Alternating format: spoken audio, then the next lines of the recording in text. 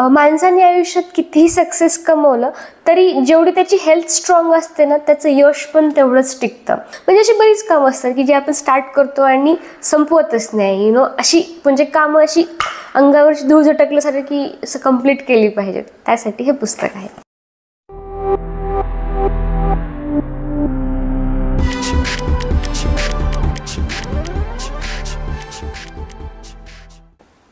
Hello, welcome to readers dais YouTube channel. आजच्या व्हिडिओमध्ये आपण अशी 30 पुस्तकं बघणार आहोत जी मला वाटतं की तिशीत एंट्री करण्याच्या पूर्वी प्रत्येकाने वाचली पाहिजेत. त्याआधी आमच्या यूट्यूब चॅनलला सबस्क्राईब करा आणि असे छान छान व्हिडिओज तुम्हाला हवे असतील तर बेल आयकॉन दाबायला विसरू नका. रीडर्स डायसला यूट्यूब चॅनलवर रीडर्स_डायस इथेही तुम्ही फॉलो करू शकता. तर आता मी तुम्हाला सांगते की मी 30 हा बॅरियर का क्रिएट केला. तर त्याआधी लेट मी टेल यू की मी असं अज्युम करून चालते की तुम्ही 30पेक्षा लहानच असाल.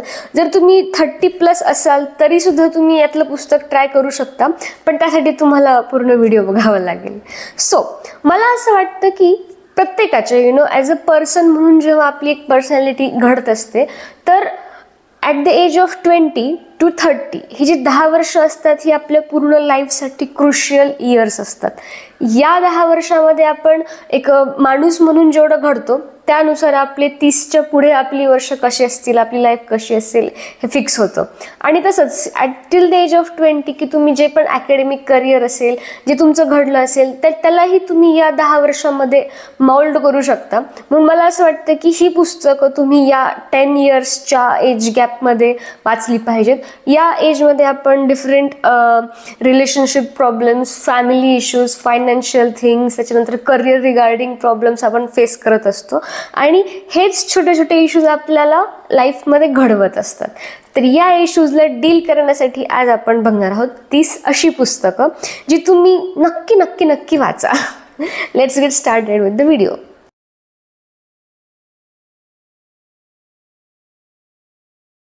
सो आपला फर्स्ट सेक्शन आहे health and food.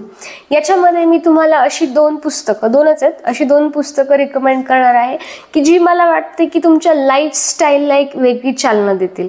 Because I think की माणसाने आयुष्यात कितीही सक्सेस कमवलं तरी जेवढी त्याची हेल्थ स्ट्रॉंग असते ना, त्याचं यश पण तेवढंच टिकतं. आणि यासाठी हेल्थ इज वेल्थ म्हणतात. मी तुम्हाला पहिलं बुक सांगते, आहार हेच औषध. येस, आहार हेच औषध हे डॉक्टर प्रणिता अशोक यांचं हे पुस्तक आहे. यामध्ये सांगितलं आहे की आपण जर समजा आहाराला जर ॲज अ मेडिसिन म्हणून ट्रीट केलं, म्हणजे वेळच्या वेळी योग्य आहार घेतला तर आपल्याला नंतर फ्युचरमधले कुठले मेडिसिन्स घ्यायची गरज नाही पडत. मग याच्यामध्ये डायबिटीजला कसं कंट्रोल करायचं, वजनाला कसं कंट्रोल करायचं, किंवा तुमच्या मुलांचा या पर्टिक्युलर एज गॅपमध्ये कसा आहार असला पाहिजे. आणि एक स्त्री म्हणून जेव्हा पूर्ण फॅमिलीच्या हेल्थची जबाबदारी आपल्यावर असते तेव्हा मला असं वाटतं की अशी पुस्तकं खूप हेल्पफुल ठरतात. दुसरं पुस्तक आहे food guru, your guide to eating right. आता याच्यामध्ये अशा काही रेसिपीज सुद्धा आहेत आणि आयुर्वेदाबद्दल सांगितलेलं आहे की ते नॉलेज आपण जर इन्कल्केट केलं, आपल्याला जर माहीत असले की आयुर्वेदा कसं वर्क करतं तर मला असं वाटतं की आपल्या कुकिंग टेक्निक्स सुधारतील. फॉर एक्झाम्पल आपण इझिली म्हणतो की यार म्हणजे मिल्कशेक प्यायचा आहे, पण आयुर्वेदामध्ये सांगितलं आहे की फळं आणि दूध तुम्ही एकत्र नाही घेतलं पाहिजे. किंवा आपण बऱ्याचदा बघतो की पनीरची अशी कुठली करी वगैरे बनवतो आपण त्याच्यामध्ये पण दही टाकतो, तर it is a very wrong technique.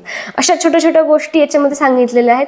इंस्टाग्रामवर जेव्हा मी सुद्धा बऱ्याचशा रेसिपीजच्या रील्स बघत असते तेव्हा मला असं वाटायचं की वा किती भारी रेसिपी आहे, पण त्यातल्या 90% ऑफ द रेसिपीज आयुर्वेदाला फॉलो करत नाहीत. तर तुम्हाला माहीत पाहिजे की तुम्ही जे जेवण बनवता त्याच्यामध्ये कोणत्या चुका तुम्ही सर्रासपणे केल्या जातात त्या टाळणं गरजेचं आहे. त्यासाठी हे पुस्तक फूड गुरु.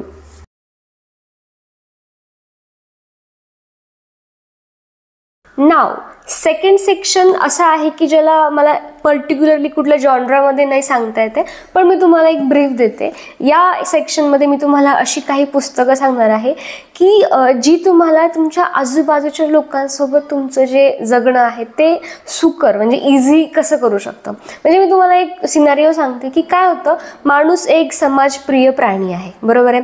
आपल्याला कुठे हिमालयात जाऊन वगैरे कुठे तपश्चर्या नसते करायची, आपण दररोज माणसांसोबत वावरत असतो. असतो आणि हीच माणसं कधी कधी आपल्या डोक्याला फार शॉट देतात. म्हणजे ऑफिसमध्ये, कामाच्या ठिकाणी असेल, घरी असेल, फॅमिलीमध्ये और मित्रांमध्ये असेल, कुठेही जा माणसं खूप कधी कधी त्रास देऊ शकतात. तर हे कशामुळे होतं, त्यांचे स्वभावातले काय ट्रेट्स असतात जे मला असं वाटतं आपल्याला जर कळाले तर आपल्याला त्यांच्यासोबत डील करणं, त्यांना हँडल करणं सोपं जातं आणि त्या प्रकारच्या ताणतणावापासून आपण दूर राहू शकतो. But let me remind you, इथं मी तुम्हाला माणसांसोबतच्या नात्यांविषयी नाही सांगत आहे, just a particular human regarding things. तर पहिलं पुस्तक आहे माझ्या आयुष्यात असं का घडतं.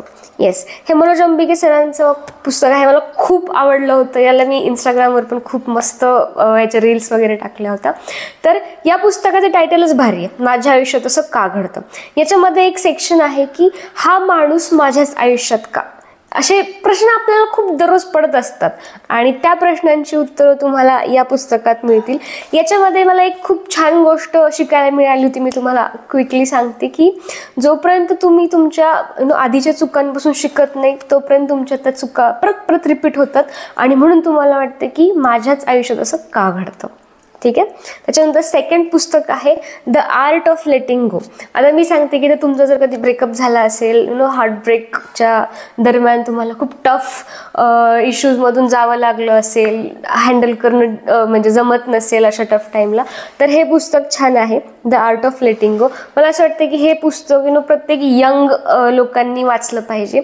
याच्यामध्ये सांगितलं आहे की तुमच्यामध्ये हे जे छोटे छोटे प्रॉब्लेम्स येतात तर ते किती टेम्पररी आहेत आणि त्यांना सोडून जाऊन ग्रजेस होल्ड न करता तुम्ही लाईफमध्ये मूव्ह ऑन करणं किती गरजेचं आहे. त्यानंतर तिसरं पुस्तक आहे मानवी स्वभावाचे नियम. येस, हे ॲक्च्युली अनुवाद आहे. याचं मेन इंग्लिश पुस्तक आहे the laws of human nature. याच्यामध्ये जसं मी तुम्हाला आधी सांगितल्याप्रमाणे की व्यक्ती तितक्या वल्ली, असं जे पु ल देशपांडे म्हणायचे ना, त्यांच्या पुस्तकाचं नाव आहे तसं आहे की आपल्या माणसांचे जे स्वभाव असतात त्यांचे वेगवेगळे पण टाईप्स असतात. तर ते जर समजून घेतले तर आपल्याला लोकांसोबत डील करणं इझी जाऊ शकतं. ते या पुस्तकात सांगितलं आहे.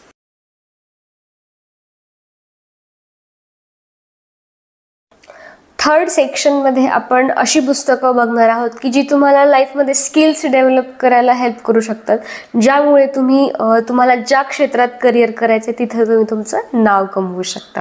तर यासाठी पहिलं पुस्तक आहे आम्ही घडलो वाचनाने. मला असं वाटतं की पुस्तक वाचण्याची जी सवय आहे ना, ते प्रत्येक करिअरचा बेसिक असतं, फर्स्ट स्टेप असते. तर तुम्हाला जर जाणून घ्यायचं असेल की आपल्या सोसायटीमध्ये, आपल्या कंट्रीमध्ये इनफॅक्ट जे मोठे मोठे लोक घडले आहेत तर त्यांच्या आयुष्यात पुस्तक वाचनाने काय काय चेंजेस घडवून आणलेत ते या पुस्तकात वाचायला भेटेल, आम्ही घडलो वाचनाने. सेकंड पुस्तक आहे डू इट टुडे. याचं पण इंग्लिश ओरिजिनल आहे, हे मराठी पण तुम्ही वाचू शकता. यामध्ये सांगितलं आहे की तुम्हाला जर काम लांबणीवर टाकायची सवय असेल ना, प्रोकास्टिनेशन, तर त्या सवयी कशा टाळता येतील. तर डू इट टुडे, आजच्या आजच करा, पुस्तक पण आजच वाचा. यानंतर नेक्स्ट पुस्तक आहे हाऊ टू बिगिन. सुरुवात कशी करावी. यामध्ये असं म्हणजे हे पुस्तक वाचायला घेण्यामागचं माझं कारण हे होतं की बऱ्याचदा असं होतं की आपण काहीतरी ठरवलेलं असतं की मला हे डॅश काम करायचं आहे आणि त्याला ना सुरुवातच नाही करत. बट ते असं म्हणतात ना, well begun is half done. तर त्या कामाकडे पहिलं पाऊल टाकण्यासाठी तुम्हाला हे पुस्तक खूप हेल्प करेल. हाऊ टू बिगिन म्हणजे सुरुवात कशी करावी. त्यानंतर पुढचं पुस्तक आहे जे सुरू कराल ते पूर्ण करा. आता चालू तर केलंच आहे तर कंप्लीट पण करायला पाहिजे काम. त्यासाठी जे सुरू कराल ते पूर्ण करा.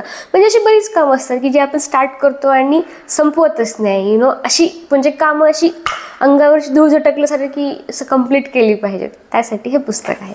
त्यानंतर पुढचं पुस्तक आहे 30 days change your habits change your life. हे माझं one of the most favourite पुस्तक आहे. यामध्ये अशा काही इम्पॉर्टंट सवयी सांगितलेल्या आहेत की ज्या मला असं वाटतं तुमची पर्सनॅलिटी घडवण्यामध्ये तुम्हाला फार हेल्प करतील. मग त्यामध्ये रोज ॲटलिस्ट 20 मिनिट तरी व्यायाम करणं असेल, त्यानंतर रोज सकाळी लवकर उठणं असेल, उठल्यानंतर तुमचं बेड बनवणं, साफसफाई राखणं असेल, या छोट्या छोट्या सवयी ज्यात सांगितलेल्या आहेत. तुम्ही स्वतःला एक चॅलेंज देऊ शकता 30 दिवसात मी माझी लाईफ कशी चेंज करेल, तेव्हा हे पुस्तक तुम्हाला हेल्पफुल ठरू शकतं. त्यानंतर पुढचं पुस्तक आहे योग्य निर्णय कसे घ्यावे. कधी कधी असं होतं ना की आपण स्वतःला फार भारी समजतो आणि आपण खूप विचार करतो. आपण छोट्या छोट्या डिसिजन्स घ्यायला, म्हणजे आज मी जिमला किती वाजता जाऊ किंवा हा निर्णय मी घेऊ की नको, अशा छोट्या छोट्या डिसिजन मेकिंग स्किल्समध्ये आपण गणतो. आणि तिथे तुम्हाला थॉट क्लॅरिटी हवी असेल तर योग्य निर्णय कसे घ्यावे हे पुस्तक तुम्हाला हेल्प करू शकतं. त्यानंतर सेकंड लास्ट पुस्तक आहे, हे राज शमानीचं पुस्तक आहे. तुम्हाला यूट्यूबर आहे, तो माहीत असेल, त्याचे पॉडकास्ट पण खूप छान असतात. बोलू नका, करून दाखवा, हे त्याचं पुस्तक आहे. तर मला असं वाटतं की या पुस्तकात काही काही एवढ्या छान गोष्टी सांगितलेल्या आहेत ना की जे तुम्हाला ना शाळा कॉलेजमध्ये कुठल्याच युनिव्हर्सिटीमध्ये सांगितलेल्या नाहीत.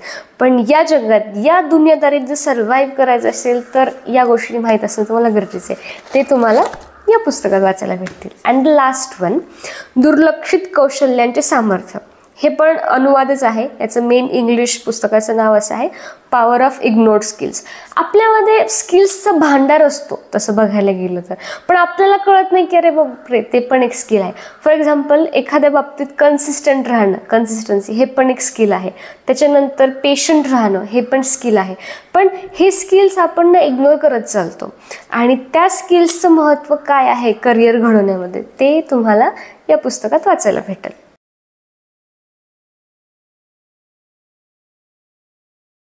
नेक्स्ट सेक्शनमध्ये आपण मनी मॅनेजमेंट विषयी बोलणार आहोत, ज्यामध्ये मी तुम्हाला पहिलं पुस्तक सांगेल मनी पॉवर, श्रीमंतीचा एक्सप्रेसवे. आता या पुस्तकामध्ये नवरा आणि बायको दोघांनी मिळून पैशाचं व्यवस्थापन कसं केलं पाहिजे, त्याच्यानंतर शेअर बाजार, म्युच्युअल फंड काय असतं याबद्दलही सांगितलेलं आहे. हे पुस्तक नक्की वाचा. त्यानंतर पुढचं पुस्तक आहे मेक एपिक मनी. आता याच्यामध्ये अंकुर वारिकू, जो स्वतः इन्फ्लुएन्सर आहे, क्रिएटर पण आहे, त्यांनी सांगितलेलं आहे की तुम्हाला जे मंथली इन्कम येतं त्यापेक्षा महत्त्वाचं आहे की तुम्ही त्याला मॅनेज कसं करता. सो जेव्हा तुम्हाला महिन्याच्या 1 तारखेला और 30 तारखेला वॉटेवर जे काही पैसे येतात, तुम्ही आधी इन्व्हेस्टमेंटसाठी किंवा सेविंगसाठी पैसे बाजूला केले पाहिजेत आणि मग उरलेल्या पैशामध्ये आपण आपले खर्च भागवले पाहिजेत. त्यानंतर पुढचं पुस्तक आहे पैशाचे मानसशास्त्र. हे खूप फेमस पुस्तक आहे. या पुस्तकामध्ये सांगितले की तुम्हाला जर एवढे XYZ जेवढे पैसे कमवायचे, किती पण वेल्थ कमवायची असेल, त्यासाठी तुम्ही आधी तुमची सायकोलॉजी तशी बनवली पाहिजे. तुम्ही पैशाकडे बघण्याचा तुमचा दृष्टिकोन बदलला पाहिजे, जो हे पुस्तक वाचून बदलू शकतो. त्यानंतर लास्ट आहे गोष्ट पैशा पाण्याची. हे खूप फेमस पुस्तक आहे, तुमच्यापैकी खूप जणांनी वाचलं पण असेल, प्रफुल्ल वानखेडे सरांचं. यामध्ये एक खूप छान गोष्ट सांगितली जी मला खूप आवडली होती. ती अशी होती की आपण एखाद्या क्षेत्रात यश कमवतो, कष्ट करतो, गुंतवणूक करतो आणि त्या गुंतवणुकीतून जे काही रिटर्न्स मिळतात आपण त्याचा खूप विचार करतो. पण माणसांमध्ये केलेली जी गुंतवणूक असते ती पैशात मोजता येत नाही. किंवा तुमच्या ध्येयाच्या पाठीमागे तुम्ही लागलेले असाल तर तेव्हा तुम्ही तुमचे हॉबीज, त्याच्यानंतर सोशल लाईफ, तुमचं मित्र आणि घर या सगळ्यांची पण काळजी घेतली पाहिजे, हे या पुस्तकात सांगितले. या सगळ्यांनी त्यांच्या असे संग्रहालय अशी पुस्तकं ठेवली पाहिजेत.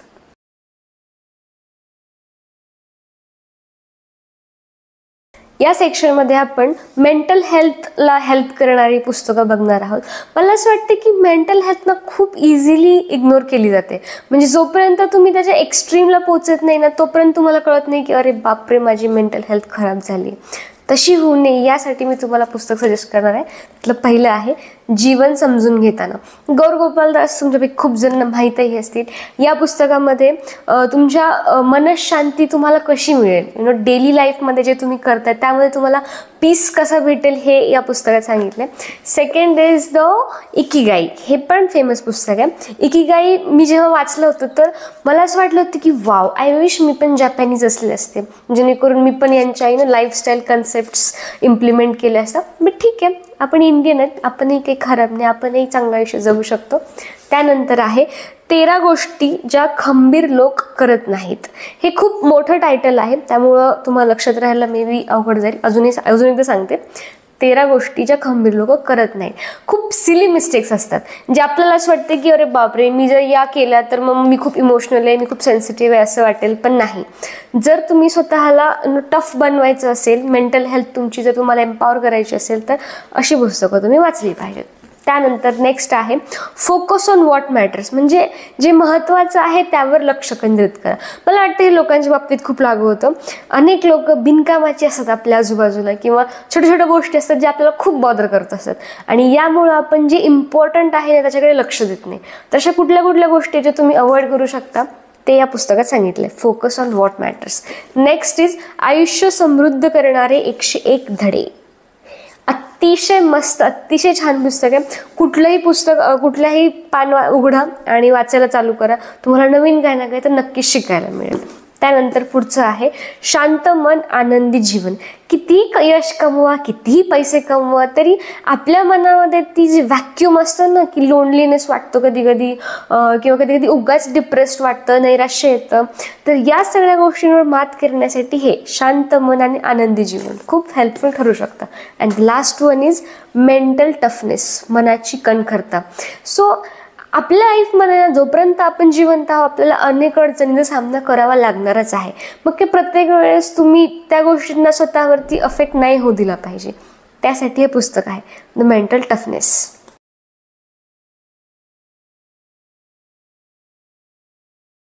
हा माझा फेवरेट सेक्शन आहे, फिक्शनल पुस्तकं. काय असते की मला फिक्शन का आवडतं माहिती का, की मला ते माझ्या रिअल लाईफपासून दूर घेऊन जातं. आणि मी मोस्ट ऑफ द टाईम पुस्तक यासाठीच वाचते की मला असं कुठेतरी एस्केप पाहिजे असतो. आणि त्यासाठी मी पहिलं पुस्तक तुम्हाला सजेस्ट करेन, महाश्वेता. हे सुधा मूर्ती यांचं फेमस पुस्तक आहे. यामध्ये एका मॅरिड मुलीची कथा आहे की जिला लग्नानंतर असं खूप कमी वयातच कोड फुटतं आणि त्यामुळे तिची लाईफ कशी चेंज होते त्याबद्दल पुस्तक आहे. It's basically women empowerment, must read. त्यानंतर आहे घर हरवलेली माणसं. Vapu Kale is my all time favourite author. मी कधीही उठून वपू काळेंचं कोणतंही पुस्तक, कोणतंही पान वाचू शकते. तर हे जे आहे घर हरवलेली माणसं, हे थोडंसं सॅड बुक आहे. म्हणजे तुम्ही बघाल की तुमच्या आजूबाजूला जी लोक वावरत आहेत ना, ती मनातून किती एकटी आहेत, किती पोकळी आहे त्यांच्या मनामध्ये. का? कारण की त्यांच्या घरामध्ये काही इश्यूज आहेत. सो या लोकांकडे घर तर आहे, पण तरीही हे घर हरवून बसलेली माणसं आहेत. त्यांची कथा आहे, शॉर्ट स्टोरीज आहेत. आणि त्यानंतर नेक्स्ट आहे अमृतवेल यो. हे वि स खांडेकरांचं मोस्ट फेवरेट पुस्तक आहे. त्यांचं ययाती वगैरे पण खूप फेमस आहे, पण प्रत्येकालाच तेवढी हायर लेवलची मराठी, तो अलंकारिकपणा समजेल याची गॅरंटी नाही. पण एक कादंबरी म्हणून जे कथा कायम तुमच्या मनात शिल्लक राहते वाचल्यानंतर सुद्धा, ते हे पुस्तक आहे अमृतवेल. वाचा, खूप खूप भारी पुस्तक आहे. आणि लास्ट इज द सूर्याची सावली. म्हणजे काही स्टोरीज असतात ना की ज्या वाचून असं वाटते की मला ही भावना आहेत, म्हणजे असं हृदय ब्रेक झाल्यासारखं वाटू शकतं. ते आहे सूर्याची सावली. म्हणजे एखादा बाप त्याच्या मुलासाठी कुठंपर्यंत जाऊ शकतो त्याची कहाणी आहे.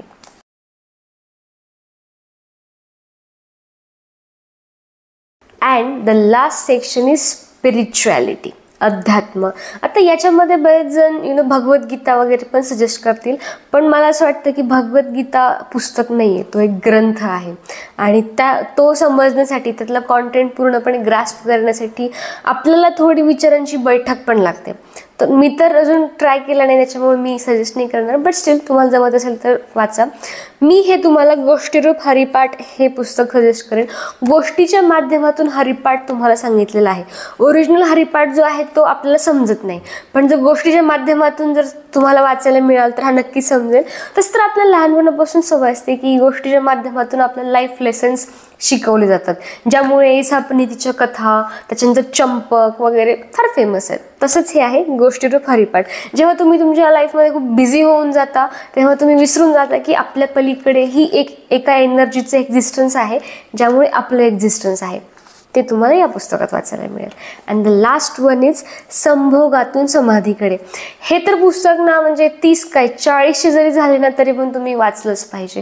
म्हणजे माणूस म्हणून आपला जन्मच कामवासनेतून झालेला आहे आणि तरीसुद्धा आपण त्या कामवासनेला ॲक्सेप्ट नाही करू शकत. Sex is that kind of point की जिथे एकतर लोक जोक करतात किंवा बोलणं टाळतात, और डिरेक्टली सेक्स हा म्हणजे वर्ड पण घेत नाहीत. असं काय चुकीचं आहे राव असं. तर हे आहे ओशो यांचं पुस्तक संभोगातून समाधीकडे. तर हे पुस्तक तुम्ही वाचलं पाहिजे की तुमची कामवासना धरून, संभोगाला धरून जी मॅच्युरिटी आहे ती डेव्हलप झाली पाहिजे. सो कसा वाटला तुम्हाला हा व्हिडिओ? मला तर जाम मजा आली बाबा. 30 पुस्तकांविषयी मला एवढी बडबड करायला भेटली आणि ती बडबड तुम्ही शेवटपर्यंत ऐकली त्यासाठी तुमचे आभार, मनापासून आभार. हा व्हिडिओ कसा वाटला कमेंट सेक्शनमध्ये सांगा. तुम्हाला जर असं वाटत असेल की बाकीच्या पण लोकांनी हा व्हिडिओ पाहिला पाहिजे, ही पुस्तकं वाचली पाहिजे, त्यांच्यासोबत शेअर करा. मी सुद्धा बिफोर टर्निंग 30 कोणती पुस्तकं वाचली पाहिजे जी यात रिकमेंड नाहीत केलेली ती मला सांगा. आणि थँक्यू सो मच. भेटूया पुढच्या व्हिडिओमध्ये. इंस्टाग्रामवर readers_diaries ला फॉलो करा आणि इथे सबस्क्राईब करा. Bye bye.